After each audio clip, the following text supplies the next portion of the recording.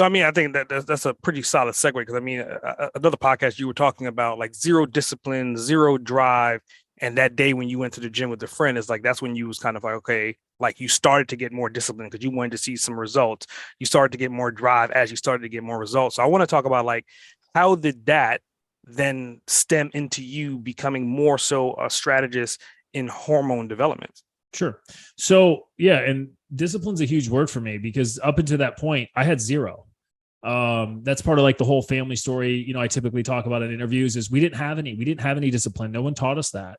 Um, and I don't think it was anything, against my parents. I don't think anybody taught them that. Mhm. So it's not fair to drop it on top of them, but that's my big thing is discipline. And that's something my family will always, that's the number one thing in our household.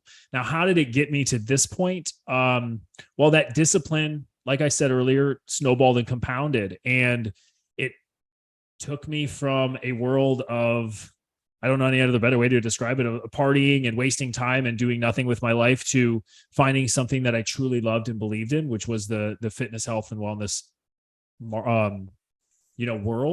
Mhm. And I was willing to do anything to be a part of that. And that meant leaving the old life I had kind of behind. And I found a mentor that I wanted to work under and I wanted to study under. And I went to him and I sat down and I said, hey, I can't afford to be a part of your program.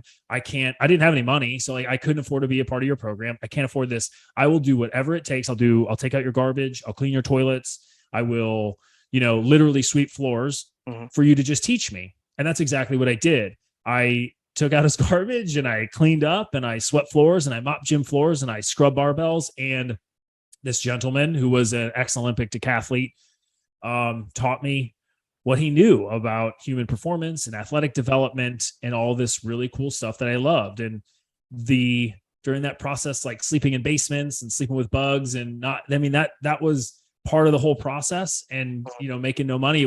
But I loved my life.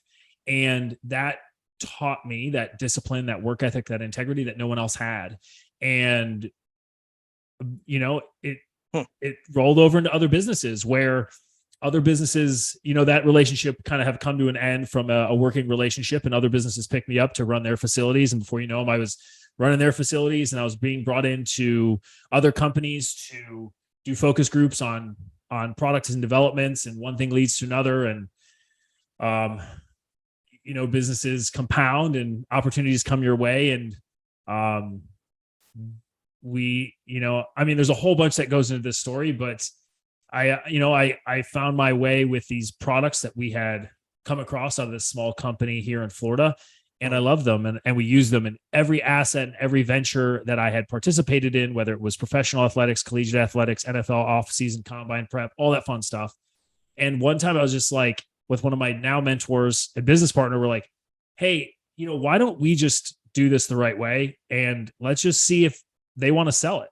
And we walked in and we acquired the company. We had a deal struck in 3 weeks. And now, fast forward 5 years later, we're on every continent other than Antarctica and you name the country, and we probably ship there. And it's been a wild ride ever since.